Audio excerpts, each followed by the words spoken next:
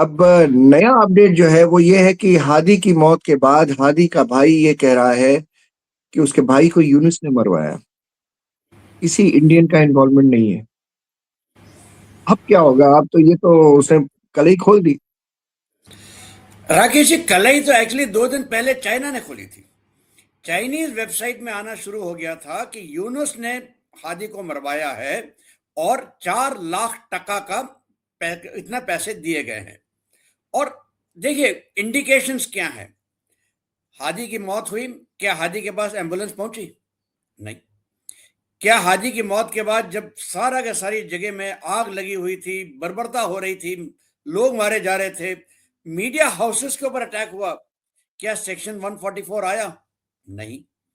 क्या कर्फ्यू लगाया गया? नहीं। क्या आर्मी को बुलाया गया? नहीं। ये साफ दिखाता है हाईएस्ट लेवल पे ये इन्वॉल्वमेंट था। ये तो साफ है।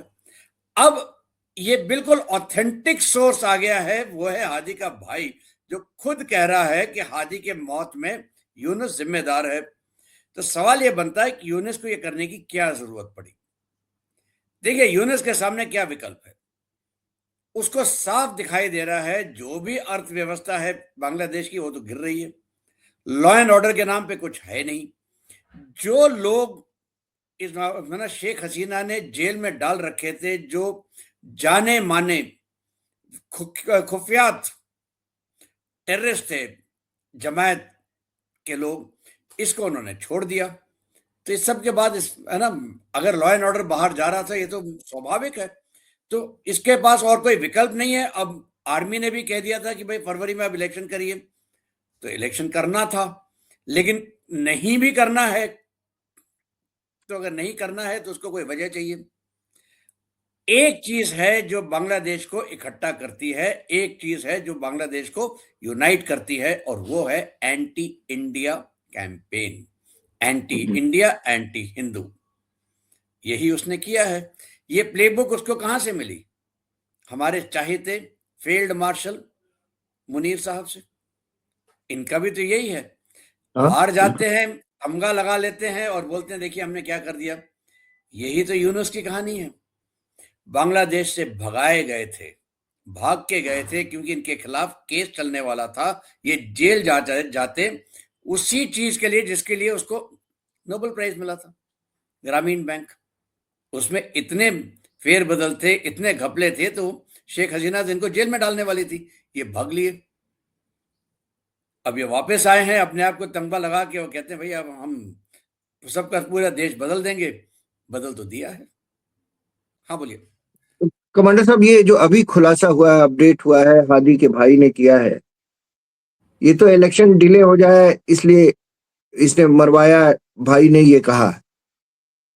इसका असर क्या पड़ेगा? देखिए, इंटरेस्टिंग बहुत सवाल है ये। आज की तारीख में बांग्लादेश में आप कहें तो 2 मेजर पार्टीज होती थी। एक बीएनपी, जो खालिदा जिया की है, एक अवामी लीग, जो हसीना की है, शेख हसीना की है। इन्हीं दोनों के बीच में तख्ता पलट होता था, एक इधर, एक कभी इधर, कभी उधर। लेकिन पिछले 15 साल से शेख हसीना बार बार जीतती आई हैं, और उन्होंने एक तरह से, जिसे कहते हैं आयरन हैंड, मतलब बिल्कुल लोहे के डंडा मार मार के, डंडा घुमा घुमा के बांग्लादेश को कंट्रोल में रखा था। जिसकी वजह से बांग्लादेश में बहुत ज्यादा इकोनॉमिक ग्रोथ होने लगी थी। साल 1.5 साल पहले बांग्लादेश की ग्रोथ हिंदुस्तान से भी ज्यादा थी, in terms of percentage terms. और कई लोग कहने लगे थे देखिए बांग्लादेश ग्रो कर रहा है और बांग्ला और हिंदुस्तान नहीं कर रहा है, हमको बांग्लादेश से सीखना चाहिए। तो ये जो बात है, ये तो मेन 2 पार्टी थे। एक थी जमायत। जमायत को बैन किया था अवामी लीग ने या शेख हसीना ने। जमायत अब वापस आ गई है, लेकिन जमायत कट्टरवादी पार्टी है। इनके सोच जो है वो पूरी की पूरी कट्टरवादी सोच है, टोटली फार राइट है। लेकिन इसकी भी बाप एक और पार्टी आई है, एनसीपी। ये पार्टी का एक लीडर है इरशाद, जो अभी कुछ ही दिन पहले, कल या परसों शायद, उसको गोली मार के हत्या करने की कोशिश की गई थी। फिर उन्होंने कहा फिर कहने लगा हिंदुस्तान हिंदुस्तान, फिर मालूम पड़ा नहीं साहब ये हिंदुस्तान का नहीं है, ये तो गए हुए थे रेड लाइट एरिया में, वहां पे कुछ और हो रहा है और उनके आपस की रंजिश है जिसमें इनको गोली मारी गई है। ये तो अब खतरे से बाहर हैं, शायद इनको ये बच जाएंगे। तो ये तीसरी पार्टी है। इसके बाद चुटपुट और छोटी छोटी पार्टीज हैं जो सब कहने आ गई हैं सामने। इन्होंने जो स्टूडेंट्स थे उन्होंने अपनी पार्टी बना ली, सिटीजन पार्टी। अब वो कहते हैं कि भाई अगर हमारी पार्टी है, अब ये सारे के सारे यूनुस के खिलाफ हो गए। बीएनपी हो, एनसीपी हो, स्टूडेंट्स भी कहने लगे हैं कि यूनुस अपनी पार्टी को ही बढ़ावा देना चाहता है। और अभी हाल ही में एक सर्वे हुआ था जिसमें कहा था कि करीब 20% लोगों ने कहा कि हम हम बीएनपी को वोट करेंगे, 20 से 25%। 10-12% ने कहा था कि हम एनसीपी को करेंगे। 6-7-8% ने कहा था कि हम जमायत को करेंगे। 50% से ज्यादा ने कहा था हम कोई जवाब नहीं देना चाहते। लेकिन 70% से ज्यादा लोगों ने कहा था कि हम अवामी लीग को चाहते हैं कि वो इलेक्शंस कॉन्टेस्ट करे। ये नहीं कहा कि हम वोट करेंगे, कॉन्टेस्ट करे। अगर जैसे ये सर्वे बाहर आया है तो यूनुस को तो साफ दिखाई दे रहा है कि उसका फ्यूचर तो अब है नहीं अगर इलेक्टेड गवर्नमेंट आती है। इसीलिए ये सारी चीजें हो रही हैं, चाहे भले ही कई 100 कई हजार बांग्लादेशी स्वाहा हो जाएं, यूनुस को क्या लेना देना उससे। बदलाव कमांडर दिखता है। साहब, कमांडर साहब, ये तो ठीक है, लेकिन इसमें नुकसान तो इंडिया का हो रहा है। इंडिया, भारत जो है वो बांग्लादेश का है पड़ोसी, और एक तरफ पाकिस्तान का फ्रंट उसके साथ था ही, ये दूसरी तरह का फ्रंट है। ये भारत के पास क्या विकल्प है इससे बचने के लिए? देखिए भारत के पास तो बहुत विकल्प है। हम जरा सा है ना थोड़ा सा एक कदम पीछे रखते हैं ताकि जरा सी हिस्ट्री में बता दूं। आपको याद होगा 1971 से पहले 1970 से ही बांग्लादेश के से लोग भाग भाग के हिंदुस्तान में आने लगे थे, भारत में आ रहे थे। एक वक्त ऐसा लगा था कि कई करोड़ लोग भारत के अंदर हैं। और यहां तक कि मुझे याद है, राकेश जी आपको भी याद होगा, हर पोस्टेज स्टैंप, हर पोस्टेज के ऊपर एनवलप हो या इंडियन लेटर हो, 5 पैसे का हम एक्स्ट्रा स्टैंप लगाते थे एक्स्ट्रा। रेफ्यूजी के नाम पे। हम मूवी में फिल्म देखने जाते थे, 25 पैसे हम देते थे बांग्लादेशी रेफ्यूजीज के लिए कि हम बांग्लादेश को सपोर्ट करें, उनके लिए पैसे इकट्ठा करें, और ये पैसा हम उनको देते थे। मुक्ति वाहिनी को ट्रेन हमने किया, कई हजार सोल्जर्स हमारे है ना शहीद हुए बांग्लादेश की खातिर। और वही लोग जिन्होंने बांग्लादेशी महिलाओं को रेप किया, वहां पे बर्बरता की, उन्हीं के साथ उन्हीं की गोद में अभी बांग्लादेश जाके बैठ गया है। तो इसमें साफ दिखाई देता है कि ये जो बांग्लादेशी कट्टर सोच है, ये प्री इंडिपेंडेंस के जमाने से नहीं बदली है। ये मत भूलिएगा, मुस्लिम लीग का अगर गठन हुआ था तो वो ढाका में जी, हुआ था। बिल्कुल। सरावदी के नेतृत्व में, आपको याद होगा, कलकत्ते में बर्बरता के साथ इतने राइटिंग हुई थी, कई हजार कई लाख हिंदू मारे गए थे। हिंदू मारे गए थे। ठीक है ना, कई लाख हिंदू, कई करोड़ हिंदू भागे थे बांग्लादेश से और उनको सब जगह बसाया गया था। यहां तक कि चितरंजन पार्क जो दिल्ली में है वो तो बांग्लादेश से आए हुए हिंदुओं से के लिए बनाया गया था। तो ये तो एक तरह से आप मान के चलिए कि इनकी कट्टर सोच नहीं बदली है। और ये उस जमाने के रजाकार जो थे वो आज के जमायत हैं। यहां तक कि यूनुस ने खुद एक समय पे कहा था कि मेरी मां को का रेप किया गया था पाकिस्तानी आर्मी ने। यूनुस जी जो हैं अपनी ही मां के रेपिस्ट के साथ बैठे हुए हैं। ये तो इनकी सोच है। अब हम आते हैं हिंदुस्तान। अगर हिंदुस्तान एक देश खड़ा कर सकता है अपना पेट काट के, और ये मत भूलेगा 1970, 71, 72 में हम कोई अमीर देश नहीं थे। नहीं, बिल्कुल नहीं। ठीक है, उस समय भी हमने अपना पेट काट के अगर इनका पेट भरा है, तो अब हम इनका पेट काट के हम इनको अलग थलग भी कर सकते हैं। हमारे पास 4-5 विकल्प हैं। हम स्टार्ट करते हैं सबसे पहले पॉलिटिकल विकल्प। सबसे आसान तरीका यह है कि हम ये कह दें कि साहब देखिए, आप यूनुस की सरकार को हम मानते नहीं हैं। ये ऐसी सरकार है जो इलेक्शन तक नहीं कर सकती, क्योंकि बांग्लादेश के कॉन्स्टिट्यूशन में इसका कोई प्रावधान नहीं है। हम अब डील करेंगे सिर्फ बांग्लादेश की इलेक्टेड सरकार के साथ, ठीक है ना। दूसरा डिप्लोमेटिक तरीका, ये मत भूलिए, चाहे वो कनाडा हो, चाहे वो अमेरिका हो, चाहे वो ब्रिटेन हो, चाहे वो काफी सारे पश्चिमी देश, यहां तक कि उनके पार्लियामेंट में, उनके कांग्रेस में सवाल उठने शुरू हो गए हैं कि ये हिंदुओं के साथ क्या हो रहा है। ये अब उछाला जाए कि ये देखिए हिंदुओं के साथ क्या हो रहा है। आप ऑल आइज ऑन गाजा करते हैं, ऑल आइज ऑन ढाका क्यों नहीं करते?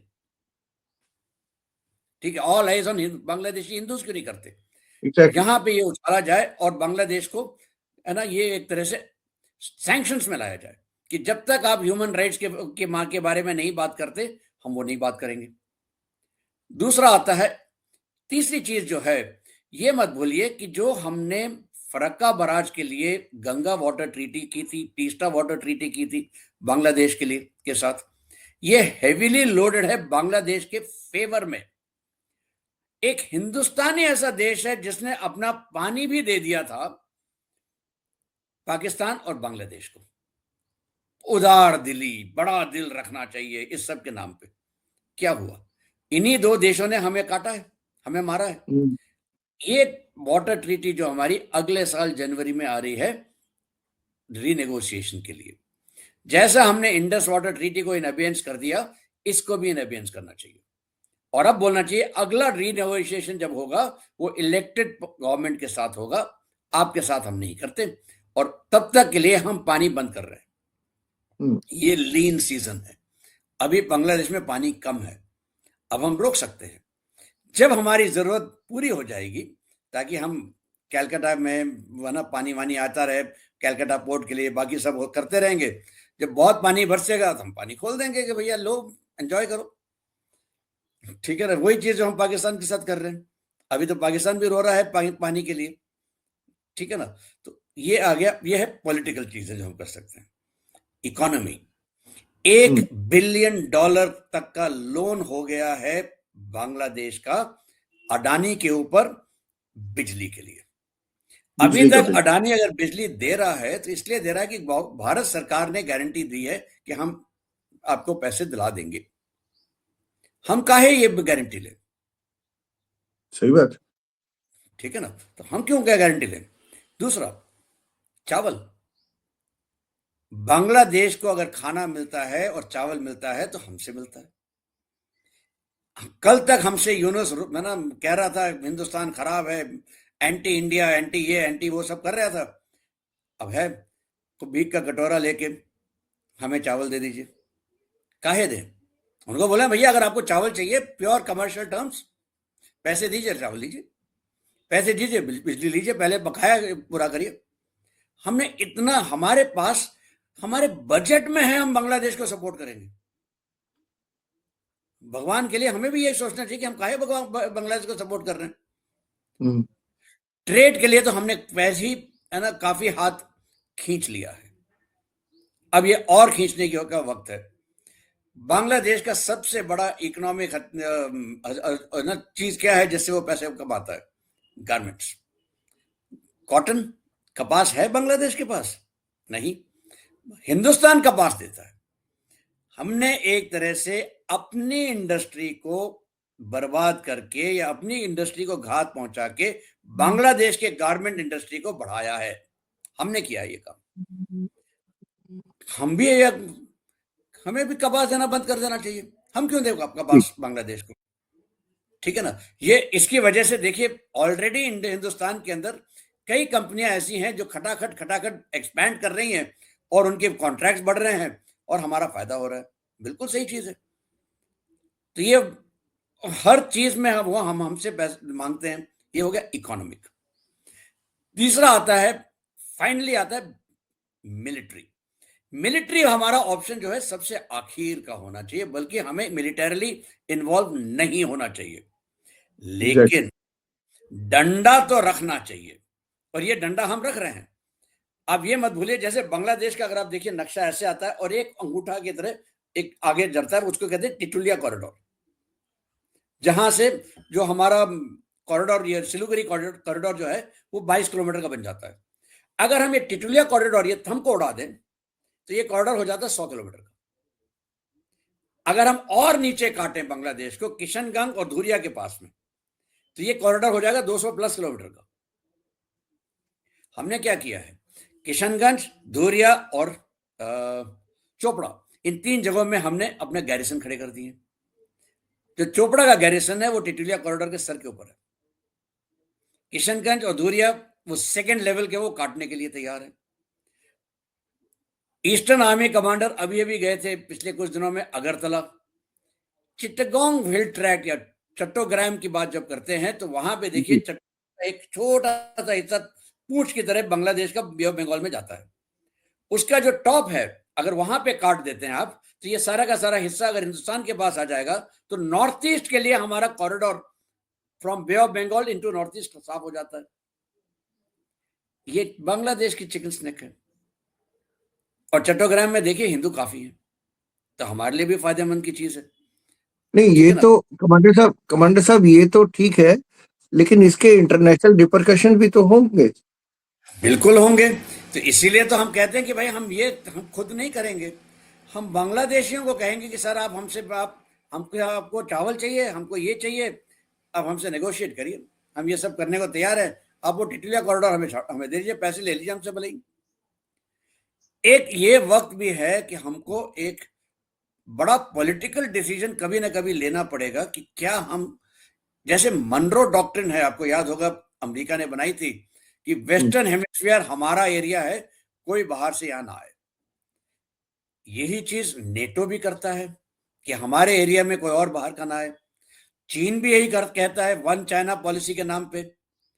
ये वक्त है हमें भी कुछ ऐसा कहने का कि भाई इंडियन सब कॉन्टिनेंट जो है ये हमारा एरिया है, यहां पे आप टांग ना अड़ाएं। और हम ये एनफोर्स कर सकते हैं, क्योंकि अब हम वो दुबले पतले, है ना, बीमार गरीब देश तो नहीं रहे।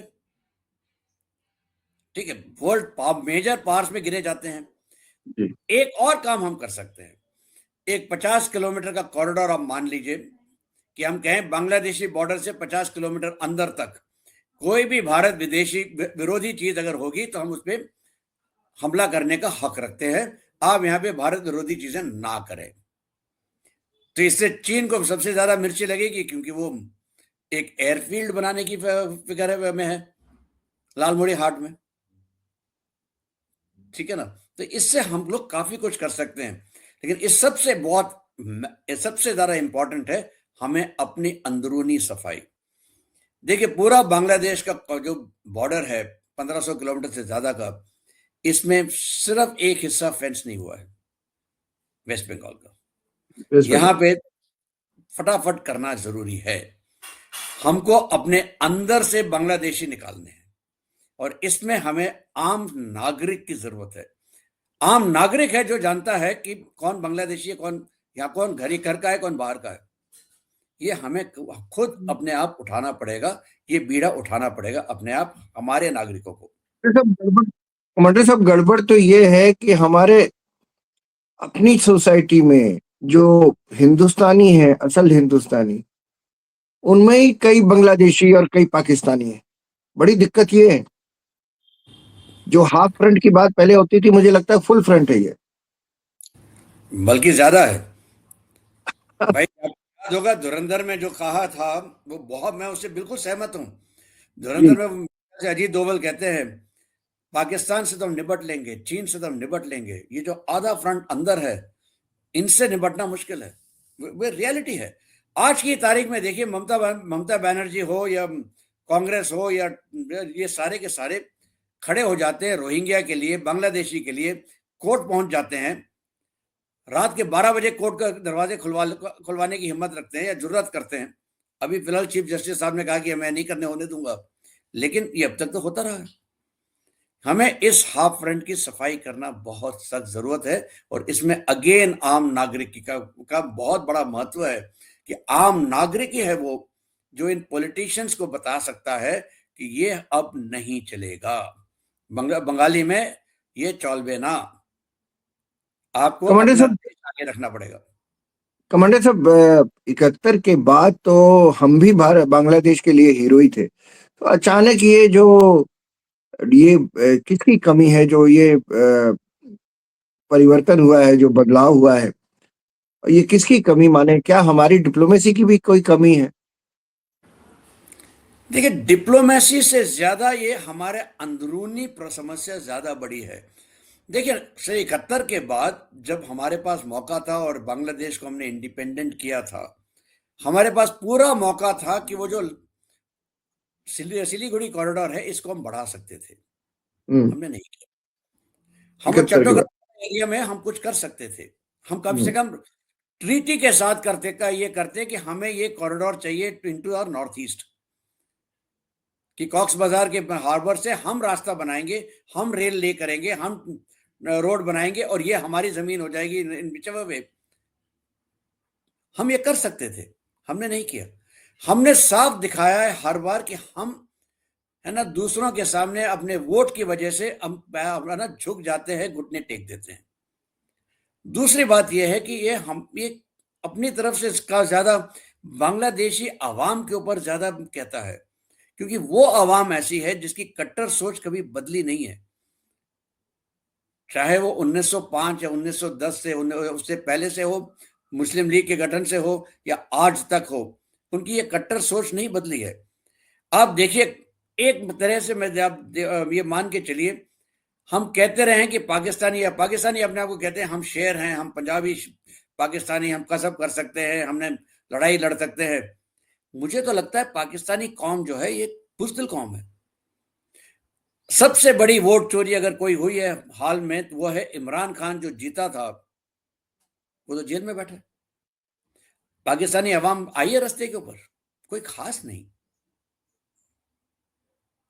जो हुआ है, जब हुआ है पाकिस्तान में, पाकिस्तानी अवाम तो नहीं आई है खड़ी। इधर बिल्कुल बांग्लादेशी सही। अवाम भी आ जाती है, चाहे वो हिंदुओं के खिलाफ हो और है ना, जो आगजनी बांग्लादेश में हो रही है वो तो कभी पाकिस्तान में नहीं हुई। अब है ना, अब अगर पाकिस्तानी सोशल मीडिया देखें तो वहां पे दिखाई देने लगा है, सुनने लगा है, बोलने लगे हैं वो लोग कि हम पाकिस्तान में ये चीजें क्यों नहीं कर सकते। अगर ये होता है और अगर कल इमरान खान की खुदा ना खास्ता मौत हो जाती है या कुछ बड़ा हो जाता है, बहुत बड़ी संभावना है कि पाकिस्तान में भी आग लगेगी। अगर ऐसा होगा तो हमारे पास हकीकत में दो छोरों में, वेस्ट और ईस्ट में आग जल रही होगी। हमें अभी से प्लान बनाना होगा कि हम मिलिटरीली, डिप्लोमेटिकली, सोशली हम वहां से आने वाले रेफ्यूजीज को अलग कैसे रखेंगे, क्योंकि हम उनको नहीं आने दे सकते अपने देश के अंदर। एक बार करके हम देख चुके हैं कितना उन्होंने कचरा किया है हमारे देश का। एक बार और हम नहीं अफोर्ड कर सकते। कमांडर साहब, इस पूरे खित्ते में, पूरे उपमहाद्वीप के इलाके में यूएस का बड़ा रोल रहा है। बांग्लादेश में भी कहते हैं कि गहरे राज्य का इंटरवेंशन है। बिल्कुल। तो यूएस यूएस चाहता क्या है? पाकिस्तान को भी भारत के खिलाफ मदद करता है, पाकिस्तान के जनरल को अपने यहाँ बुलाता है, और बांग्लादेश का तो सीईओ ही उन्हीं का है। तो वो चाहता क्या है? भारत को घेरना चाहता है, उधर चाइना भी भारत को घेरना चाहता है। तो ये जो स्थिति बनती है कितनी चिंताजनक है। देखिए, चिंताजनक तो है। आप देखिए, अगर पाकिस्तान को लल्लो चप्पो हो रही है डोनाल्ड ट्रंप की वजह से या डोनाल्ड ट्रंप की तरफ से, तो क्यों हो रही है? डोनाल्ड ट्रंप को चाहिए है गाजा की का रियल एस्टेट। वो एक रियल एस्टेट का आदमी है, उसे बिजनेस समझ में आता है, रियल एस्टेट समझ में आती है, उसे बाकी चीजें नहीं समझ में आती। उसे वो रियल एस्टेट चाहिए। उस रियल एस्टेट के लिए उसको वहां पे शांति चाहिए। शांति बहाल कैसे होगी? जब हमास को डिसआर्म किया जाएगा। हमास कैसे डिसआर्म होगा? इसराइल ने कोशिश कर ली, हुआ तो नहीं ना। आज भी हमास के जो 25 बटालियन हुआ करते थे पहले, फिर से बनने शुरू हो गए हैं। अभी भी पैसे मिल रहे हैं उसको, हमास को। हमास फिर खड़ा हो रहा है, उसको हथियार मिल रहे हैं। तो ये बहुत बढ़िया तरीका निकाला ट्रंप ने कि चलो मुस्लिम देशों को ही यहाँ पे ठूंस दिया जाए, और हम्म, उसमें सबसे अच्छा उसको मिला हीरा मंडी, मुनीर मार।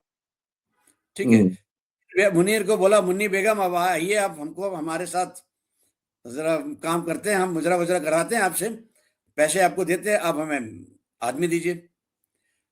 इसकी कीमत मुनीर इस तरह से वसूल रहा है कि हमको जो भी करे आप हमें एक फ्रीडम दीजिए। उधर ट्रंप हिंदुस्तान से नाराज है कि भाई आप, हमने कहा था आपसे कि हमने पीस किया है, आप हमें नोबेल प्राइज के लिए नॉमिनेट करें, आपने तो किया नहीं, बल्कि आपने कह दिया कि सर ट्रंप जी आप झूठ बोल रहे हैं। तो ये खफा है हमसे। जहां तक मुनीर का ये यूनुस का सवाल है, ये तो पहले बाइडेन के जमाने में ही शुरू हो गया था। डीप स्टेट के या गहरे राज्य की ये कहानी थी कि वो चाहते थे कि शेख हसीना उनको सेंट मार्टिन आइलैंड दे दे। सेंट मार्टिन आइलैंड तो मिल गया अमेरिका को, लेकिन शेख हसीना चली गई। हम्म, उन्होंने शेख हसीना के खिलाफ एक आंदोलन तैयार किया, इंटरनल। और कहां से शुरू किया? एक कोर्ट जजमेंट से। ये मत भूलिए, एक वही कोर्ट जजमेंट था जो मणिपुर में पूरी की पूरी चीजों की वजह से हुआ था। एक हाई कोर्ट का जज ने कह दिया कि आप मैती को भी इंक्लूड करें, जब तक कि कोई चीज हुई नहीं थी, और वहां पे आगजनी हो गई। यहाँ पे शेख हसीना ने क्या किया था? उन्होंने यही तो कहा था कि जो मैं रिजर्वेशन दे रहे हैं, जो रिजर्वेशन था 1971 के जो शहीद हुए थे उनके बच्चों के लिए, उसको पहले 30% था, उसको घटा के 5% कर दिया। और फिर भी उसके नाम के ऊपर ये आ गया और ये आगजनी शुरू हो गई। एक मौका मिल गया और बवाल खड़ा कर दिया गया। जमायत इसमें बहुत आगे अग्रसर थी, और गहरे राज्य को पता है कि अगर कोई उनका काम करने को तैयार है तो वो है आईएसआई और पाकिस्तान। भाई कीमत दीजिए, इसका सब काम मिल जाता है। और आईएसआई के लिंक्स तो पाकिस्तान तो बांग्लादेश में हमेशा थे। भाई रजाकार, उस सब 1971 के रजाकार आज के जमायती हैं। ये मत भूलिए, इसका बांग्लादेश में बहुत से अटैक्स हुए हैं जिसमें आईएसआई का भी रोल रहा है, आईसिस का भी रोल रहा है। तो यहाँ पे तो जमीन बिल्कुल उपजाऊ थी, फर्टाइल जमीन थी ये सब तो खेलने के लिए। ये कमांडर साहब, ये कैसे हो रहा है कि जिस पाकिस्तान से छुटकारा पाना चाहते थे बंगाली मुसलमान, उस उसमें छुटकारा पाने में मदद की भारत ने। अब वो भारत से उलझ रहे हैं और पाकिस्तान से हाथ मिला रहे हैं। जिन पाकिस्तानियों ने कहते हैं ऐसा कि 3 मिलियन लोगों का कत्ल किया, औरतों का रेप किया, बंगालियों की। तो ये कैसे, मतलब ये ट्रांसफॉर्मेशन ये कैसे हो रहा है? राकेश जी, ये टिपिकल पब्लिक मेमोरी जो कहते हैं ना, पब्लिक मेमोरी बहुत छोटी होती है, आपको याद ही नहीं रहता। जो 1971 में जिन जिन के रेप हुए वगैरह वगैरह, वो तो अब जा चुके हैं। उनके जो फर्स्ट, जब पहला जनरेशन दूसरा जनरेशन निकल चुका है, जो अभी सी है उसको तो ये सारी चीजें याद ही नहीं है। इसलिए उनको लगता है कि अब ये मुस्लिम उम्मा उम्मा के नाम पे ये वो लगे हुए हैं। और जो मौलाना वगैरह हैं वो तो यही कहते हैं कि नहीं नहीं, ये तो हम, ये इस्लामिक उम्मा है, हम इस्लामिक देश है, हमें ज्यादा। अब ये देखिए, बांग्लादेश में ढाका यूनिवर्सिटी के छात्र कहते हैं कि अगर बांग्लादेश हिंदुस्तान को पैसे नहीं देगा तो हिंदुस्तान कंगाल हो जाएगा, हिंदुस्तान कंगाल हो जाएगा। और कहते हैं हम ग्रेटर बांग्लादेश बना देंगे, झारखंड ले लेंगे, झारखंड के कुछ हिस्से, बिहार के कुछ हिस्से, पूरा वेस्ट बंगाल, पूरा नॉर्थ ईस्ट। ये ऐसे तो सपने देखते हैं, पता नहीं वो कौन सा नशा लेते हैं, कौन सा लाहौरी चूरन या कौन सा ढाका का चूरन ये खा के लिए काम करते हैं। तो ये तो इनके कट्टर सोच कभी कहीं गई नहीं, ये आज भी है। और आज इसको हवा दे रहे हैं यूनुस और उसके चेले चेले चपाटी। और ये भी मत भूलिएगा, पाकिस्तान और पाकिस्तान की आईएसआई बहुत सक्रिय है। और चीन को तो मजा आता है कि चीन को पता है कि डायरेक्टली तो हिंदुस्तान से लड़ नहीं सकता, मुंह की खाया है। तो शायद बहुत जल्दी हम ये भी देखें कि शेख हसीना आई हैं हिंदुस्तान और यूनुस को भी जाना पड़े अमेरिका किसी हवाई जहाज से, और वो भी जान बचाने के लिए भागे।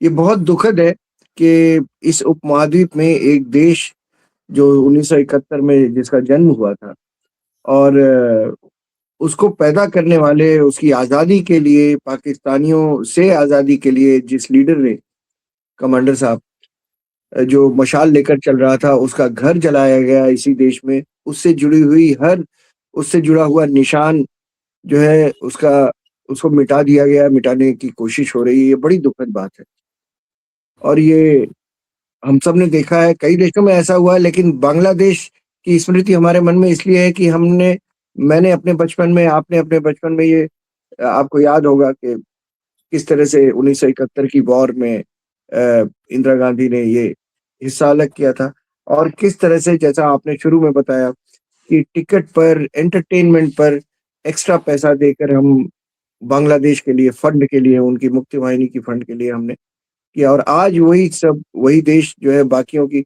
मदद लेकर हमारे अगेंस्ट में आके खड़ा हुआ है। ये भी, और देखते हैं कि कैसे निपटा जाता है, तो हम देश की सरकार इससे कैसे निपटती है, क्योंकि इस खित्ते में 3 पड़ोसियों से घिरा हुआ है भारत, चीन, पाकिस्तान और बांग्लादेश, और तीनों से स्थिति अच्छी नहीं है।